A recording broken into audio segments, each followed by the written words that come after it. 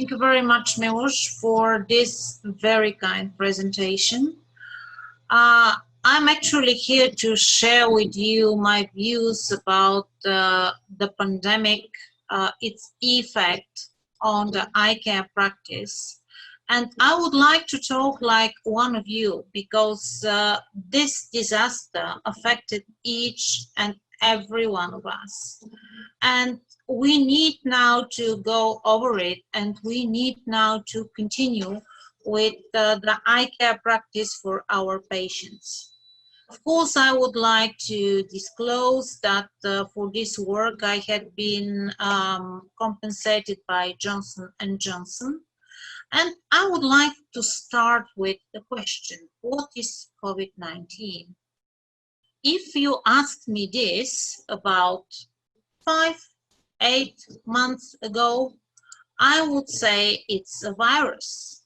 Now we know significantly more about this, because now we know that this is a disease that became a pandemic, and it has a very, very specific features. Even I have a radiology friend who believes that he can make the diagnosis simply just on an X-ray. Unfortunately, although we know so much about this virus and its systemic disease, it's not convincing that at the moment we can say that this virus damages the eyes in a way. We know that we can measure the temperature, we can assess a variety of different parameters, but what about red eye? Well, basically, they did lots of research, and it had been shown that from something like 140 people, only 2 were having red eye. They were all with COVID-19 disease, and from those 2, only in 1, they managed to isolate COVID-19 from the conjunctiva. Okay, obviously, COVID virus is not damaging the eye, but actually it damages all aspects of eye care. And let me spend the next 45 to 50 minutes with you, just sharing with you my experience, my views, and some examples that I had during this pandemic situation. So regarding the consequences, I would like to touch on what to do when the practice is not busy enough, what happened and what to expect in the very, very near future and actually far out in time, how to train people around us, not only our staff, not only our juniors, but how to train our patients as well. How to contact them, how to approach them, because they are obviously scared. How to understand the isolation. We somehow lived for more than 2 months with this stay at home, but it has lots of psychological impact as well. How we can change our practice for better, and how to be a good leader. So first of all, how to utilize the time. Well, I must be honest with you, at the beginning I was scared too, but then I said, okay, it's an opportunity. We are not going to work with the same intensity. So there are lots of things that I wanted to move and I wanted to change. And this is exactly the time to do repair, to groom the practice, to make a new leaflet, to change the online presentation. And in this difficult and at the same time a little bit more loose because it's free time, I think that one of the best things we can do is a brainstorming. Because I never have time to listen to the cleaner, I never have time to listen to my front office staff, and this is exactly the time when I can spend like 10 minutes more with each one of them and just have a very, very useful feedback in order to improve the practice itself. Creating a new materials actually was another issue that we dedicated a significant time on it. We changed the web page, we created new leaflets, and we managed to organize a new line of service. So this is something that everybody can do because they were very busy, they did not have time, and now that was exactly the time to do it. When I'm talking about eye care, I always like to take some wisdom from various different colleagues. And in this case, I would like to take some wisdom from the ESCRS. They did a very nice survey. As you can see, they invited people from different countries and from different continents as well, because we have Europe, Asia, and United States. And as a result of this, they have interesting answer. Those are busy surgeons, and most of them believe that pandemic taught them that they can incorporate more phone and video consulting, and also that they can decrease the number of visits, which actually optimizes the practice itself. So very little one were going for extreme things like bilateral cataract surgery, but most of the time people were very happy to implement into the practice new technology and try to do with this new technology better for their patients. So what exactly happened? It is and was a medical emergency, and the result was lockdown. So people had to stay at home in social isolation. And of course, they were looking for panacea, and panacea in this particular situation internet looked like one. So if you have internet, you can access variety of different things. Unfortunately, internet is not panacea for eye care. I was attending a webinar myself 2 days ago by a colleague from Charité in Berlin. And she said that from questionnaires they did among the eye care practitioners into their premises, about 80% are not happy with the service that they could provide via internet, simply because we need to have more personal contact with the patient, and we need to have more evaluations. We need to have more specific methods of evaluating the eye because the eye is so small. So as a result of this, our practices decreased with 4 to 10 times. We were at the capacity of 10% of what we usually do. Those were mainly emergency cases, even not all emergency cases, because some emergency cases decided that it's more dangerous for them to come and see what happened after they hammered and had a problem with their eye, than to stay at home and try not to have an infection with COVID-19. So as a result, eye care was postponed. There were lots of high street practices and optical stores that were closed as well. And of course, in the hospital, the practices were limited, and we were expecting in the hospital that they may close us down and make an infectious disease hospital out of our premises. So online consultations were somehow an option, but not an option which is a replacement of the eye care. So what happened? We had delays in diagnostics and treatments, and I mean all treatments, medical and surgical treatments as well.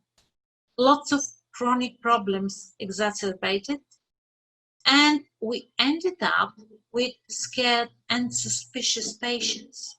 Because I operated a patient today, and he came late and he had complications not from the operation. He had just very high eye pressure as a result of his intumescent cataract. And I told him, okay, if you came to me a little bit early, the result probably for you would be a little bit better. And he said, oh, the most important thing is that I survived. So those patients were really, really scared. But our staff is scared and suspicious too. So we were facing, every one of us was facing very unusual issues. So what is the right message in a situation like this? Well, basically we have two options. One is to stay behind something and try to avoid all those bombarding towards our head, or try to look around, find the shield, and start going ahead. Start being a leader. Start changing the practice. So in this situation, we need to find the biggest enemy. And the biggest enemy is the fear. And what is the biggest fear in a situation like this? Well, I'm afraid it's only one, and this is contamination. Contamination is a very complicated process. And although we have just two sides, we and staff from one side and patients from the other, in this particular situation, we actually have four routes for contamination. And this is patient to patient, patient to staff, staff to staff, and staff to patient. And they can cross over. And because of this, it looks very scary, because patients, afraid that patient before them gave the infection to the staff, and they can catch it from there. So psychologically, this vicious cycle is actually quite unpleasant. On the other hand, if we look in the past, well, I spent lots of time and much more effort and even money to educate my staff, to be nice, to be touchy, to smile, to hold hands, to shake hands. It took me quite a lot of time to teach some people of my staff to introduce themselves, shake hands, and talk to the patient. We had really a lot of training, and it took me probably 3 years to educate what I had at the end of 2019. And now we need to have protective shields. We need to have, even at the reception, something that separates our customer from our reception attendant. And we need to follow the rules for the social distancing. So again, looking at what the ESCRS did, they were asking, what measures have you taken to protect your staff? And the most popular one was reduction of the working hours, which actually is a very good thing, because trust me, I was working all the time during the pandemic and taking all the emergency cases and giving lots of on-calls. The procedure is very long, and because of this, you're seeing much less patients, but you get more tired. But having more extra time does not mean that you need to sleep all the time or relax all the time. This extra time can really be used for additional education, for having new knowledge, implementing new things, planning for new exciting things in the practice. Another very popular measure is the separation. And we applied this separation. I think that now in post-pandemic, post-lockdown situation, separation may be not a very efficient measure. Of course, dismissal and self-isolation were also somehow popular measures too. But when we are talking about staff, we really need to pay attention to several different elements. And the first thing is attire. And this is my personal opinion. I can stand behind it. And I do recommend it as a guideline of sort, but of course it's absolutely up to you to decide, do you like this approach or not? So for me, white coat in this situation is important. I never wear white coat myself, but in this situation, it gives security and stability. Another important thing is closed hair. Although some of my staff are having beautiful hairs, I urge them to close it. And disposable masks, because disposable mask, I think, is the best that a medical specialist can use. Glasses like this, I'm a little bit reluctant to use, especially in the front office. So dioptric looking glasses with big frame could be very beneficial in this particular case. No jewelry, rings or bracelets on the hands. That is important message. And of course, no nail polish. And my recommendation would be that all the staff is using special indoor shoes instead of using variety of different devices and wearing their outdoor shoes like we usually do. Because this again gives patients additional security and even more comfort to the staff. Environment itself, well, sneeze guards are somehow compulsory. We see them everywhere. We put them in the practice as well. Disinfection after each patient, that on one hand makes a very good impression. On the other hand, it really cleans. And it took me a little bit of time to educate the staff for it, but now when it is a practice, it actually works. One patient at a time, and one staff takes care for all steps. We have sort of rearrangement of our engagements, because previously one was doing only visual acuity line and tonometry, another one was doing special investigations and so on. And in pandemic, we actually changed this into one staff is taking care from start to the end to the final consultation with this particular patient, because social distancing and communication this way actually gets a little bit better. Another interesting thing I would like to point out is considering the age of your patients in the waiting room. We always had been assigning our patients randomly, but during the pandemic we decided that it's better to group them into age groups, because sneezing child, of course, is not a good idea with 75 years old that waits for intravitreal injections. So age of the patient is important. And another thing which was probably the most difficult one is that we tried to limit accompanying people to our patients.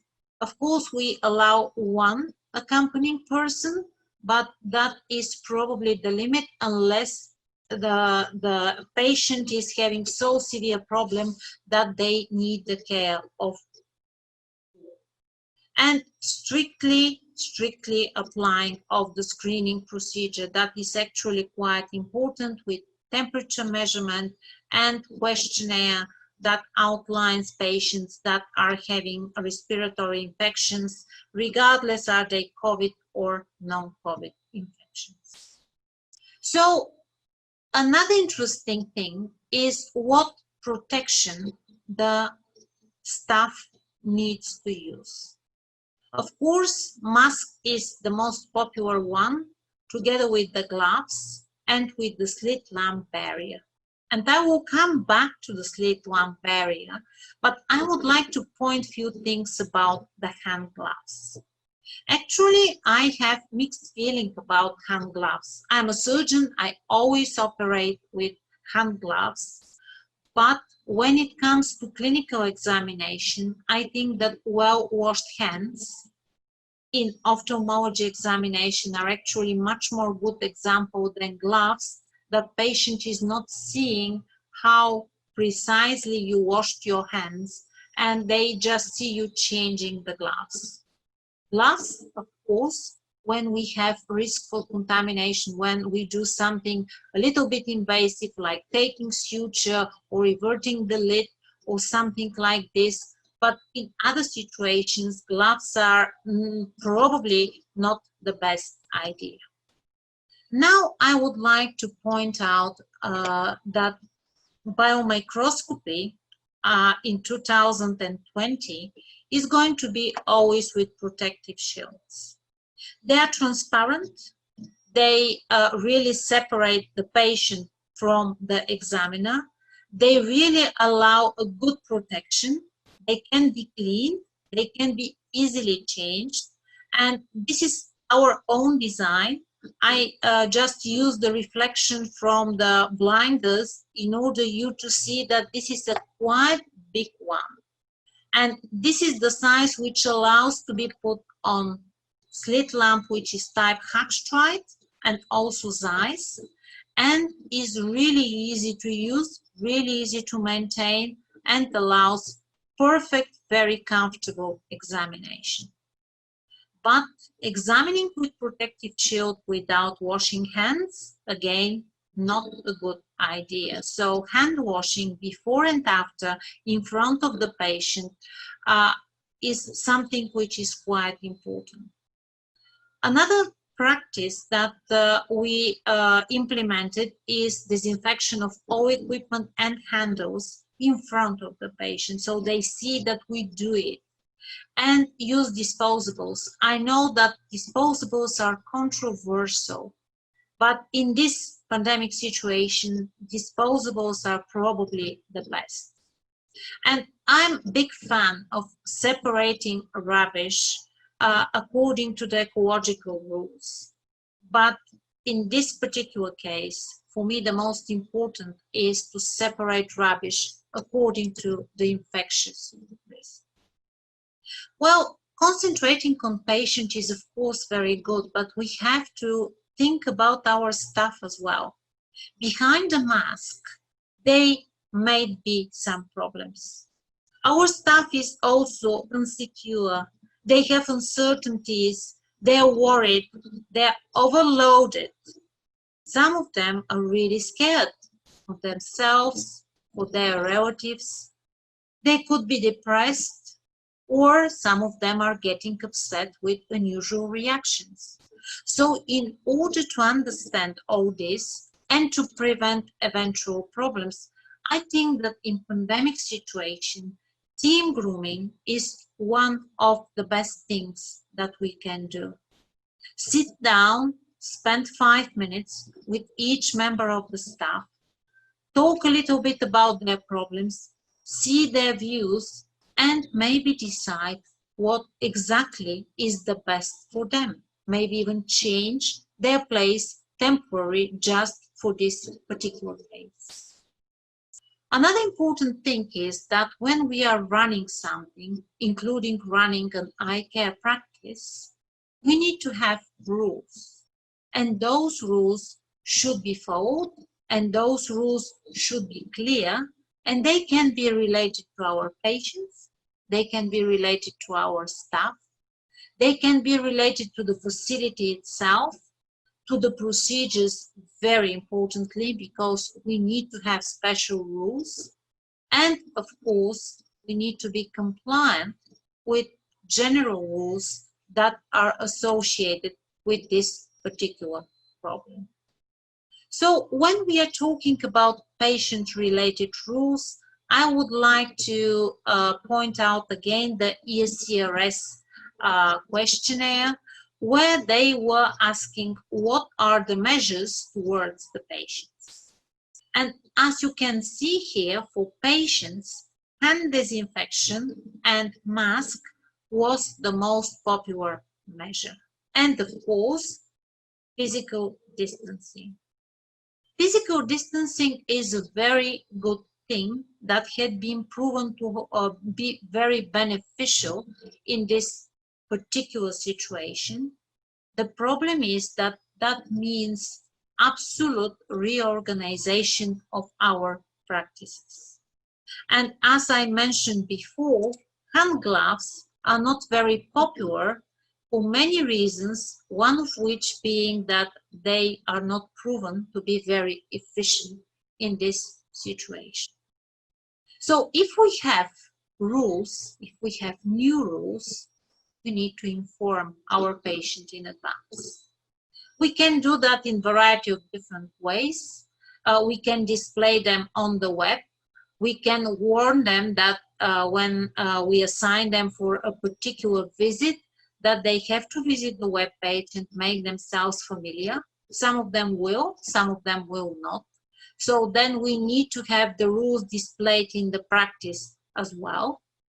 And importantly, we need to make our staff demonstrate the rules, be a very good example, and make very clear that those rules are rules for everyone, regardless are they VIP patient, special patient, colleague, or just somebody who is under emergency situation. And of course, we need to be reasonable, flexible, and be prepared to change those rules. I do not like to make a rule and change it, but in this particular situation, we really need to be flexible. The second set of rules is related to the staff. So staff is actually our example. So the rules should be clearly demonstrated and the staff should be absolutely familiar with them.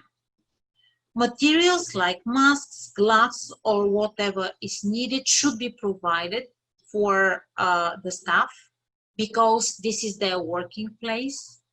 Also, the team should have regular training and monitoring. Monitoring is absolutely compulsory in this particular situation. So I would like to share the last question from the questionnaire of the ECRS, which is how satisfied are you with the viability of pre-approved by your clinic or hospital rules related to COVID-19. And as you can see, we have about 40% which are somehow neutral, and the rest is either happy or unhappy with the rules. So there is no agreement. People do not agree. The reason for this is that we have no standards. This is something new, and this is very, very difficult to evaluate because it is new and unusual. This cannot be, however, applicable for the procedure-related rules. And I would like to spend a few minutes here because I think that this is very important. For many years, we were having a debate, frame or Vortrag. And there are lots of pros for one and cons for the other one. And some of us are using frames, other people are preferring Vortrag. But in this situation, my firm belief is that using Vortrag is actually better. Glasses are protected. We can easily disinfect the Vortrag, which is not the case for the whole set of lenses. If we need to disinfect the whole set of lenses after each patient, this is enormous work. And I think that patients are feeling more comfortable with the Vortrag during the pandemic. Of course, there could be voices, why not skip the refraction? Well, it's not a good idea really to skip the refraction, because if you try to skip the refraction, you may miss something. And we cannot say to the patient, okay, we are going to prescribe your reading glasses in 2 months' time. Slit lamp examination, something very important for us. And I would like again to highlight that the protection may actually stay there for quite a while because it does not bother us and it works quite well. And selection of proper technology. Like in every specialty, we need to reduce the number of investigations and we need to use the proper technology. And I would like to give you an example with tonometry. Tonometry, we can do contact, which obviously is not a good idea when we have pandemic, but we can do non-contact. Is it safer than Goldman tonometry?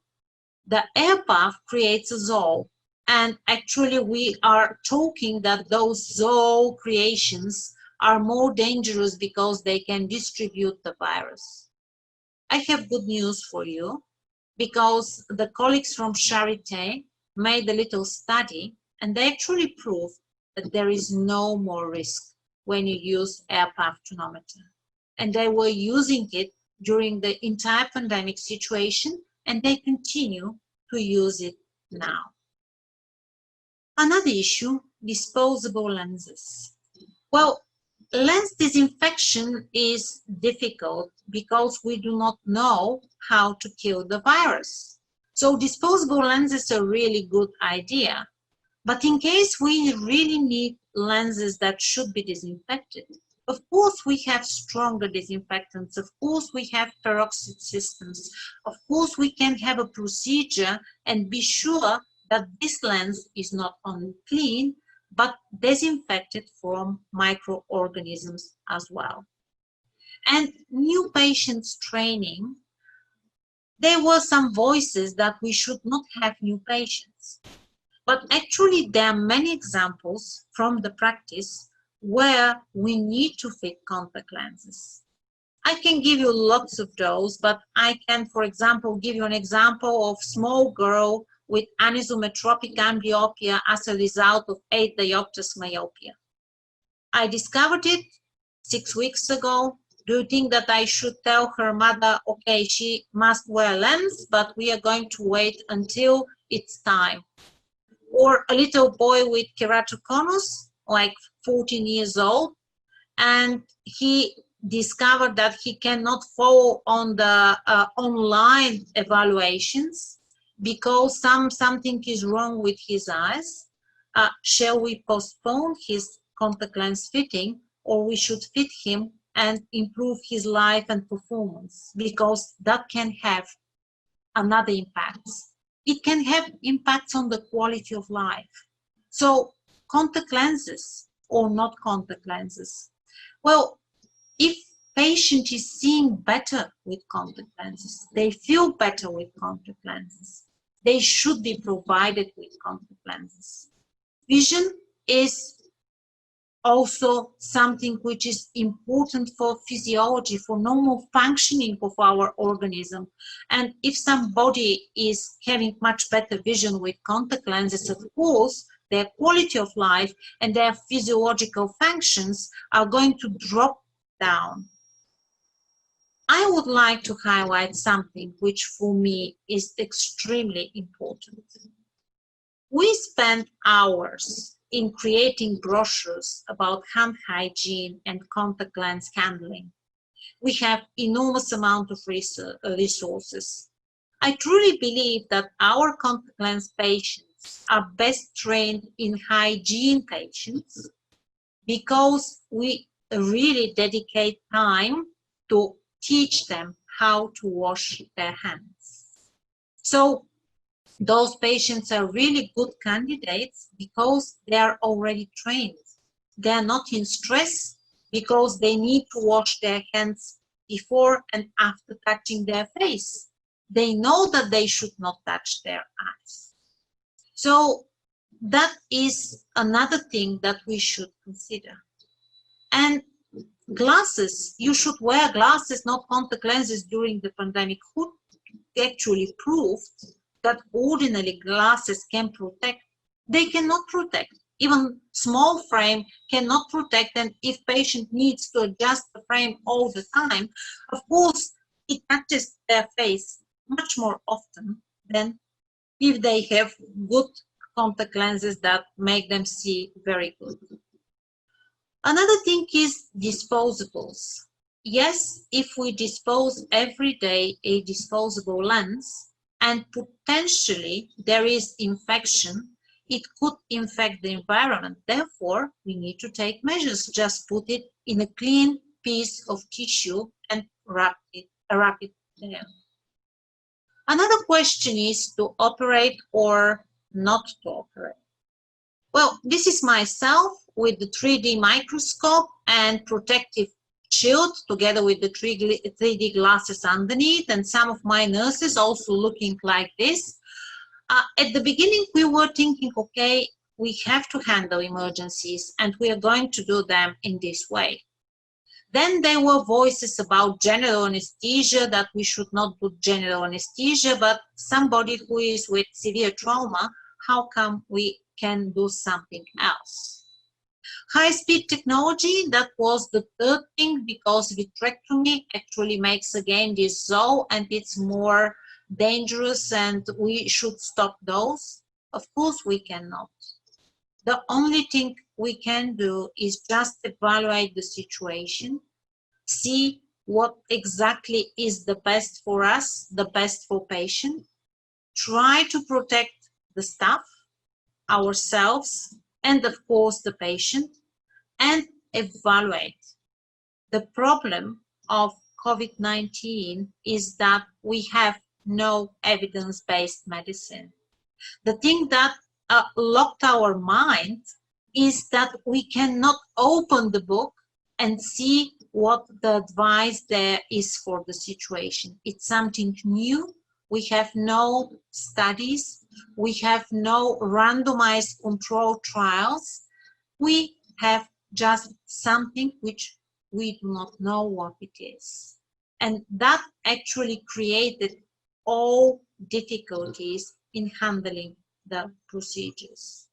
But regarding surgical specifics, I think that we are almost there. And now we realize that we actually can do not only emergency cases, but we can do other cases as well. And we can do other procedures related to eye care as well. Last but not least, when we are doing something, we should be compliant with the general rules. And there are several general rules, which are first the social distancing. And this may actually change quite a lot, especially for some small units, because they have small waiting rooms. And we need to keep this as a directive. Disinfection with some disinfectants. Of course, this is one of the easiest things that we can do. Give some disinfectants at the entrance to disinfect their hands, and try to avoid every patient and their accompanying person to touch anything in the practice.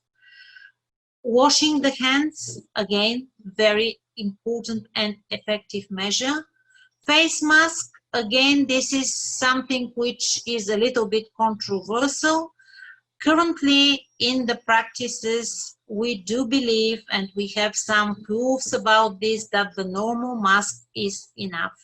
Special filtered masks are acquired only when the patient is with proven COVID-19 infection, or when we are doing something like complicated surgery in order to protect ourselves, and the staff in the theater also should have this mask.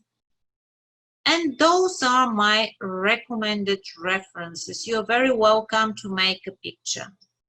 The rules in your practice you can modify yourself, but you really need to have a solid background, solid base on which to step. And this is the College of Optometry, World Council of Optometry, International Council of Ophthalmology, and variety of other parties that published guidelines and advisory. And information from all this can be used. Now I would like to touch on something which again is a little bit of shaky ground. And this is the web-based behavior. Well, there are lots of people that believe that internet sales is something that is ruining our practice, and actually there were proofs about this, and there is even a movement against internet sales. But whatsoever, we should use it in our advantage. So not only web page, we can use the phone support. We can refer to the web page on the phone support. We can refer to an email. Not many practices before was saying, okay, if you have any questions, drop us an email. Now this became very, very popular.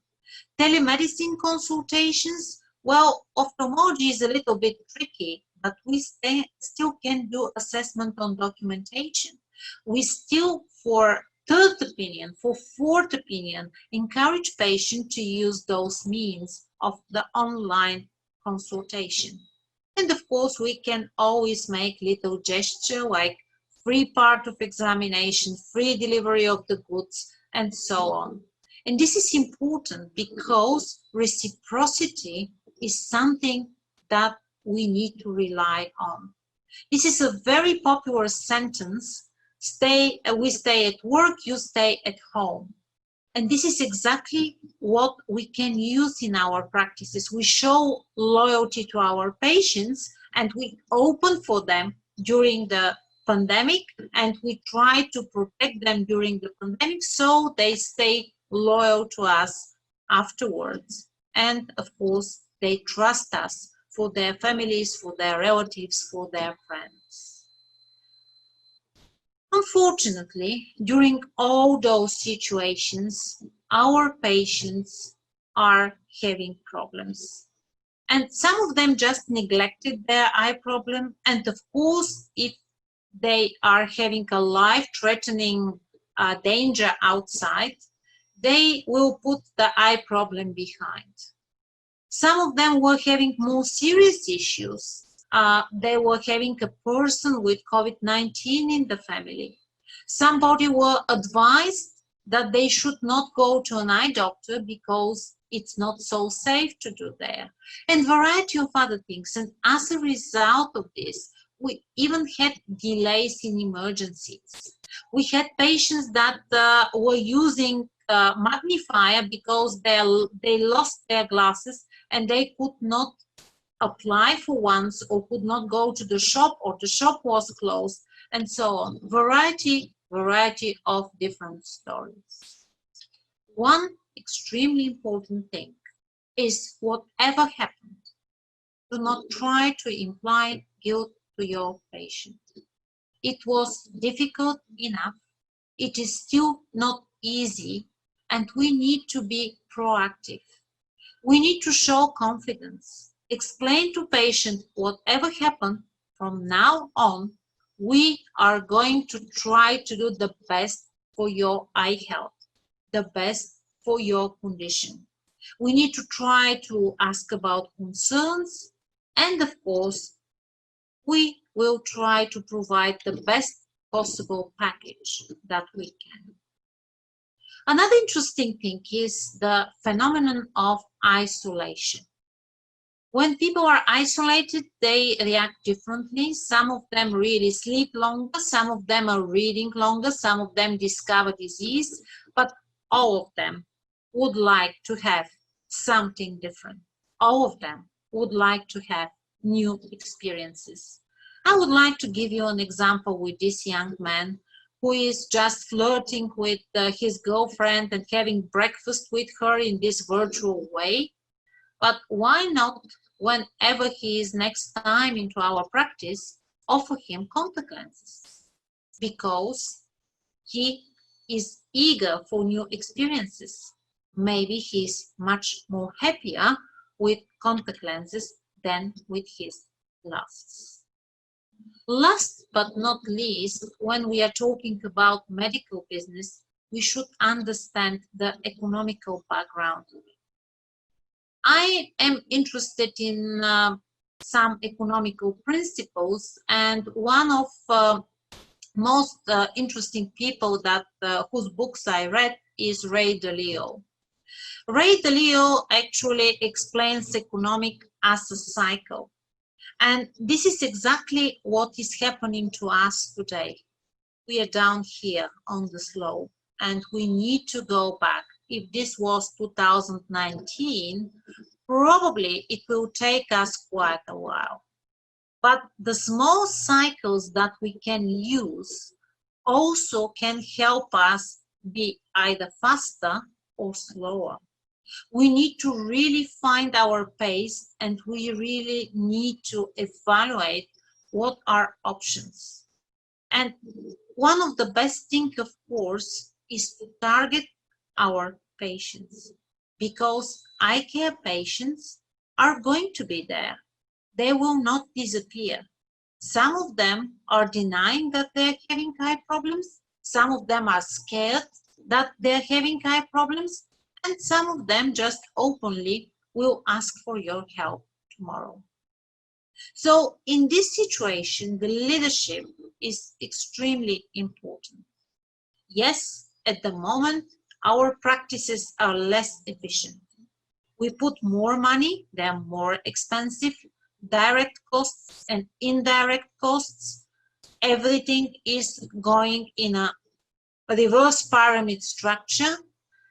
Everything is more time consuming because we have big gaps between the patients. We have more non-chair time. So previously we were talking about chair time. Now we are talking about that non-chair time that is not giving us any money at all. Also, we have more challenging environment because the biggest challenge is actually the unknown. And this is what is happening with the COVID-19. Competition, well, maybe they found a better model than us. So we need to look what exactly they did. And of course, we always will try to find a way to make investment with reserves or with new capitals and look for opportunities. But here I would like actually to say that the best we can do is invest really in our staff, because our staff is what is going to give the push of our practice to the slope. We need to very carefully evaluate the staff situation, optimize the work with the people, and encourage them to do some additional studies, maybe some additional research. Keeping junior members is extremely important. And sometimes we need to invest an extra penny in the staff, but this is investment to the future, because creating an atmosphere of optimism and showing them that they have stability in their work is the best that will keep them around us. Leadership is important for our patients as well. Patients like to have confident eye care practitioners that are communicating with them, utilizing the environment. At the moment, we may lose the margins, but again, this is investment in the future. And a very good leadership example are contact lenses. Currently, there is no any proof that there is any single danger from utilizing contact lenses. General hygiene and special care, of course, are must. It is a good time even to train new people, that are also trained in proper hygiene. Everybody should be advised on proper disinfection. Contact lens disposal could be one day a problem. The number of contact lens users and contact lenses that we are disposing currently is not such a big problem. And of course, in case somebody is sick and they have proven COVID-19 infection, they better stop wearing contact lenses, because we do not know what the effect of those may be. So just to summarize, I would like to highlight few take-home messages. First of all, it is a very good time to utilize the time. Every minute today is an investment in the future when we are hoping and we are going to be more busy. Yes, the world is not going to be the same, but the vision needs are going to be the same because we did not change the human being. And our patients are going to be short-sighted, long-sighted. They will need contact lenses. They will need cataract surgery. They will have glaucoma, and we will need to address all those issues, even tomorrow, even in 5 years, probably in 100 years as well. The staff is mirror of our practice, so it is very important to understand the principle of reciprocity. The principle that if the staff is following certain rules, it's more likely that our patients are going to follow them as well. We have to be good psychologists. I know that we are eye care practitioners, but communicating with patients is extremely, extremely important.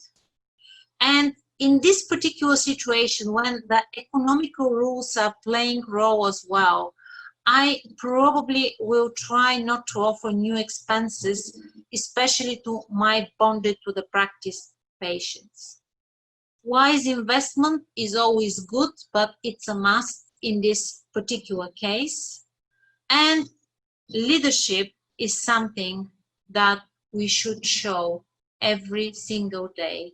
And this is the good way to success. So this is our beast that ruined our life, but he is going to go sooner or later. And he's down on the slope now. And I really hope that in very, very near future, we are going to omit him and have again this opportunity to sit together and have really nice meetings and socialize and just not keep the social distance. Thank you very much. So, Professor Grupcheva, thank you very much for excellent presentation. And maybe we can answer some questions we have received. I believe that some of them has been already answered, so maybe we can just repeat what has been said. So first of all, there is one question related to the daily disposables, and would you recommend the daily disposables over reusables nowadays?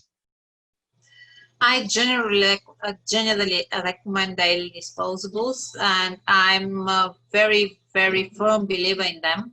I think that this is the best way to wear contact lenses. This is what I do. I wear disposable lenses myself. But of course, there are special cases, and in special cases, they can use reusables. Again, only thing is that we have to point out they have to be careful with the disinfection. But daily disposables, great opportunity for any case of infection, even when we have just a common flu in the population. Daily disposables just go to the bin every day. I think that in my lifetime and in my contact lens related ophthalmology practice, daily disposables are probably the best invention. Perfect. Thank you very much. Yeah, there is the question, I believe we have already said this, but what is your opinion about new contact lens wearers? So about the new fits. Do you think we should fit the contact lenses to new wearers? I think that from now on, we definitely should, because the more restrictions we have, the slower we are going to go back to normal life. And we should not restrict ourselves from things that actually are not against the rules and not going to cause any damage or danger for our patients. And this is exactly the new contact lens fits. We are teaching them how to wash their hands, how to keep proper hygiene. I think that it's absolutely reasonable to have new fits. And I already mentioned that even during the peak of pandemic, I would not abstain and make my patient drop down their lenses because there is no reason for it. Mm-hmm. Thank you very much. Do you think that we should expect a high volume of contact lens patients when the pandemic is over? I think so, but we need to be a little bit more proactive as well, because what I would do is offer a little bit more proactively daily disposable lenses just as a trial for my patients, especially for the new patients, because it was a success in the past, but I think that now when they're eager for new experiences, it is really going to be better success. Right. Thank you. Another question is related to some, I would say, it says alternative ways. So I'm assuming that alternative ways might be, for example, the telemedicine. So what are your thoughts and views on alternative ways to fit contact lenses in current environment? Fitting contact lenses with telemedicine, maybe I'm a little bit too conservative, and maybe I have no enough fantasy. What we do is on our webpage we have educational movies, and we have kids which we are following, and we do myopia control. And some of them are really scared. They do not like to try contact lenses even. So for them, we do educational events, online educational events, let's say, and they go and look at the movies, and after that they come and have a talk with the staff. So for this kind of things, internet is absolutely great. Web page is absolutely great. Maybe online consultation when somebody already has contact lenses and they have little troubles, that may be a good idea. But of course, if somebody says, I have white dot in my eye, can you consult me online? I will say no, because I can miss very severe keratitis. So we need to have boundaries somehow, and we may use and utilize what internet is offering us, what the electronic space is offering us, but there are things that we should do in real office. And maybe in 20 years or maybe in 5 years, we are going to have biomicroscopy stations where you just go, or maybe even virtual 3D biomicroscopy stations. They just make a picture and then they make analysis, but not at the moment. At the moment, I will not even trust on a slit lamp picture unless it's made in a certain way to make a diagnosis. I will be reluctant because tomorrow the patient can come with hypopion, for example, and that will be my fault because I did not make the effort. So we have to be careful. There is enormous opportunity out there, but when we are taking the opportunity, we need to evaluate it very carefully. Thank you very much. And we have a couple of I would say very practical questions. So what is the best way to disinfect or sanitize slit lamp, autorefractokeratometer and phoropter or trial frame after every patient? Well, it depends. Between countries, there are various different approaches. Currently, there were recommendations that alcohol should be used. In Bulgaria, I cannot use alcohol because it's illegal. We need to use a special solution which is based on porcexidine, and this is what we use for disinfection. So everybody should refer to their practices, but those shields that we are using, they are disinfected with alcohol. So everything which is in touch with the patient is disinfected with one solution, and then the shields are disinfected with alcohol. Perfect. Thank you very much. And last a couple of questions are related to gloves. So when, for example, when inserting a contact lens into the patient's eye, should one wear a disposable glove, or is it sufficient just to wash the hands before? Well, it's a very good question. If we are wearing gloves, they should be special, not disposable, but special gloves. They should not have talcum because, of course, that is going to damage the lens significantly. But it depends, and for some patients, I will probably very meticulously wash my hands and not use gloves. A good example for this is very young child, like 7, 8 years old, because they're really afraid, and if you put gloves, they will probably not allow you to put the lens in. So individual approach. Most of the time, if there are patients who are long-term patients, in this situation, I will ask them to wash their hands and take the lens themselves, and also to put the lens themselves. But when it comes to training, if it's adult person, easily good gloves works very well. Unfortunately, in children, I think that gloves are a little bit scary, and then in this situation, we have to actually use very well washed hands.